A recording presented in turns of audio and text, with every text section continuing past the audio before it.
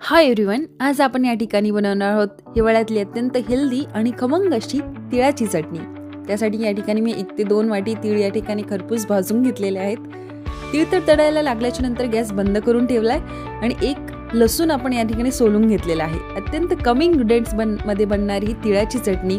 आता मी हे सगळं जे काही इन्ग्रेडियंट्स आहेत ते मी मिक्सरमध्ये ग्राइंड करून घेणार आहे। त्यासाठी मी या ठिकाणी कढीपत्ता, लसूण आणि तीळ हे मिक्सरमध्ये ॲड करून घेतलेले आहेत आणि त्यामध्ये चवीपुरतं मीठ, लाल तिखट ॲड करून आता आपण ह्याला मिक्सरमध्ये ग्राइंड करून घ्यायचं आहे। हिवाळ्यामध्ये स्पेशली आपली इम्युनिटी, हीट बॉडीमधली मेंटेन करण्यासाठी ही ऑफकोर्स तीळ खूप उपयोगी असतात। तर ही तिळाची चटणी आपल्यासाठी एक उत्तम ऑप्शन असू शकतो आणि वरण भाताला लेवलअप करण्यासाठी तर एकच नंबर। सो नक्की ट्राय करा आणि आवडल्यास चॅनलला लाईक, शेअर, सबस्क्राईब नक्की करा।